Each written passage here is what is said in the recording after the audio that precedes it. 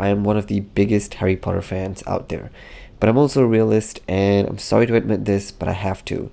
Crimes of Grindelwald is a bad movie. It is potentially the worst movie in the entire Harry Potter franchise.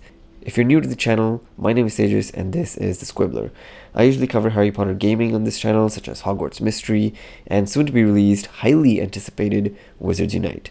If you're interested in that, be sure to subscribe for more content. I'm also uploading a video for theories on the cliffhanger ending of Crimes of Grindelwald in another video, also released at the same time as this video, so I recommend you check out that as well. Without further ado, let's dive right into the movie's review. While I admit there were certainly great moments which can be seen as plus points for the movie, unfortunately the negatives of this film far outweigh the positives.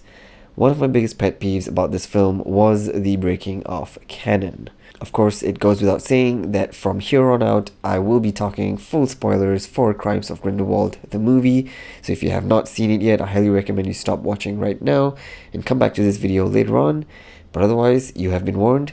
Let's continue. The first canon breaking happens with the presence of McGonagall. According to the Harry Potter books and Pottermore, both written by J.K. Rowling herself, McGonagall was born in 1935, 7 to 8 years after the events of Crimes of Grindelwald.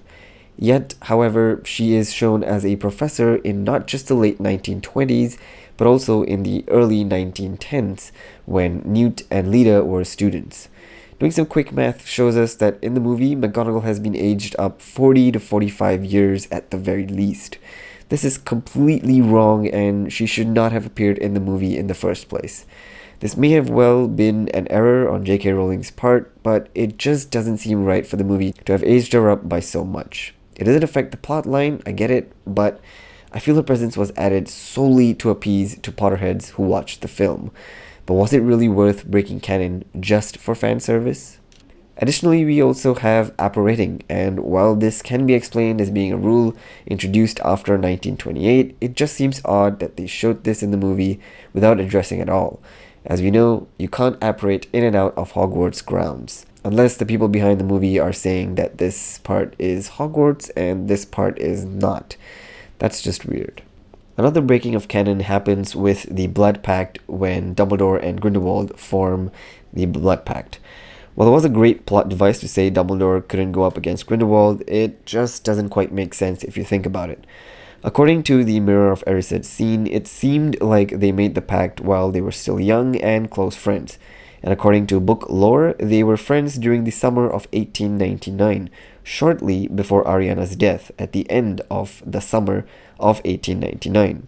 And how did Ariana die? A three-way duel between two Dumbledore brothers and Grindelwald, which means they fought after making the Blood Pact.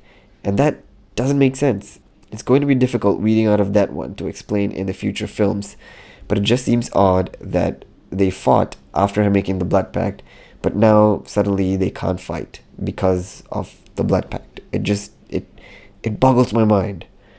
Other negatives of this film, aside from the canon breaking, are as follows.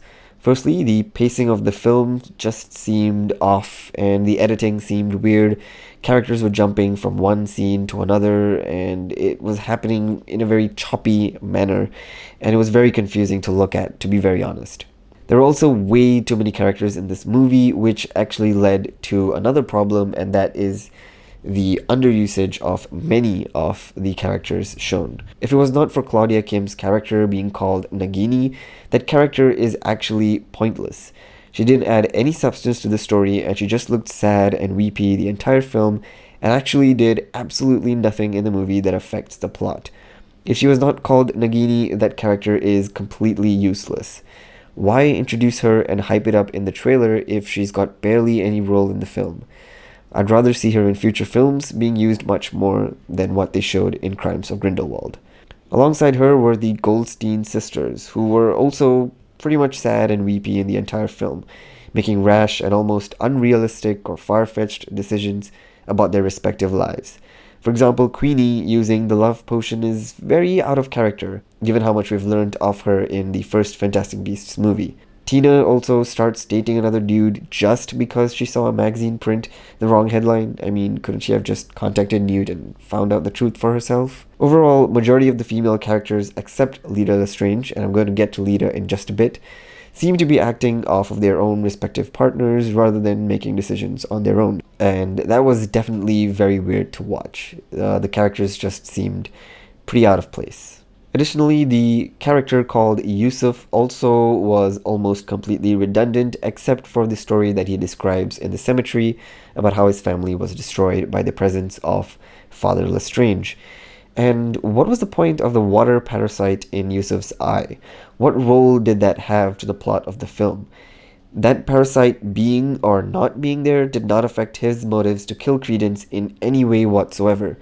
So what was that there for? While Nicholas Flamel was definitely a pleasant surprise to see in the movie, the scene where he takes out the book from his cupboard was so random and unnecessary. It would have been a better surprise to see him appear at the climax rather than know he was planning on coming earlier. That scene was purely fan service, just so we could see a glimpse of the Philosopher's Stone. Could have easily been shown in any other previous scene, like when he was talking to Jacob. The title of this movie is called Fantastic Beasts: The Crimes of Grindelwald. I have a major issue with the title of this movie because both of these things that are being indicated over here were not clearly shown in the movie. First of all, the beasts. There were hardly any beasts in this movie, and while they did show a certain few characters, they didn't do much to change or affect the plot of the movie in any way whatsoever, rather than just being distractions and being there for the sake of being there. Literally, the only thing useful shown for any of the beasts was the Niffler stealing the blood pact from Grindelwald at the very end of the movie. Otherwise, most of the creatures were there just as distractions. And Crimes of Grindelwald, what did he do exactly? He barely killed the family and injured or killed the team of people who were escorting his prison transfer in the beginning of the movie, but that's about it. He didn't seem menacing at all. He didn't seem intimidating or a villain worth watching. Nothing against Johnny Depp's performance, I think he did a great job, but the character just seemed so out of place. Remember the scene in Goblet of Fire when Voldemort is reborn in the graveyard? That was a truly terrifying scene to watch, and immediately you get the sense of this villain being very scary and intimidating. I hardly felt that about Grindelwald in this movie, especially given that the movie is named after him, and we should have definitely seen more of Grindelwald, and that was not the case, unfortunately. In fact, I think a better title for this movie would have been Credence and the Identity Crisis, because literally that's what everybody in this entire film were talking about, his real identity, and that's what it all came down to in the end. Like I said earlier in this video, the negatives definitely outweigh the positives, but there definitely were some moments which were great and potentially saved the movie from being a complete disaster. Such as the background score was amazing. The Hogwarts opening scene gave literal chills, and it was an awesome use of Hedwig's theme. That scene was just pure gold.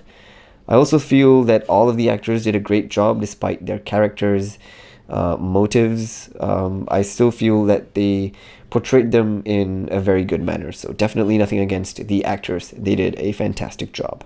The visuals were great as well. The CGI looked top-notch and it looked very, very good and realistic. Of course, there were nice Easter eggs spread throughout the movie, such as Nicholas Flamel and the Philosopher's Stone, but like I said before, it could have been handled a little better. Of course, one of the plus points of this movie was the cliffhanger reveal, and it certainly intrigues everyone to think about and, to wonder who Aurelius Dumbledore really is. But like I said, I'm going to be making a full video just discussing the theory behind who Aurelius Dumbledore is in another video, so highly recommend you check that out as well. And lastly, potentially the best part of this film was Lita Lestrange's subplot.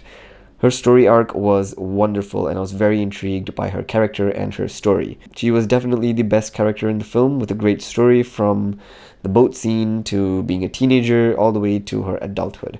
I feel like her story was handled really well, and I kind of wanted to see more of Lita Lestrange. Unfortunately, I'm very bummed to say this, but she dies in the end of the movie, and we're probably not going to see much of her in the future. So yeah, overall, this movie, It pains me to say this, I really want to like the movie, but unfortunately it was just bad. The script had its flaws and the characters just didn't seem to be acting like how they were supposed to. I understand that this is a 5-film series and this is just the second film in that series, and it's probably still too early to judge, and I think J.K. Rowling can still salvage the storyline in future films, but it doesn't change the fact that this movie as a standalone film is bad. Most of the Harry Potter films are not like this. In fact, if you started watching Goblet of Fire before you watched any of the first 3 films, you would probably still understand everything that's going on in the movie, and you wouldn't need an explanation for any of the previous films. However, that's not the case with Crimes of Grindelwald, and it feels like these movies are just simply building up to the last and final film. And I feel like that's kind of a wasted opportunity for us to wait 8 years through 4 films just so that it all makes sense in the 5th film. I strongly feel that all of the films should do well, and they should do well as a standalone film, and then when you look at it together as a whole package, it all fits really well. I'll still obviously watch future films as a dedicated and loyal Harry Potter fan that I am, but if the trend continues, we have lots more fan service, cash grab Easter eggs like McGonagall and the Philosopher's Stone, just simply to excite and appeal to Potterheads rather than being actual plot devices. Alas, only time will tell on how the future films do. That's pretty much it for this movie review. I hope you guys enjoyed it, and let me know in the comment section down below what you thought of the film. Did you enjoy it, or did you also find it to be incredibly annoying? Like I said, the Credence Cliffhanger Theory video is live right now, so you can go check it out. It's linked in the description box down below. Thank you so much for watching, and see you guys in the next video. Bye-bye.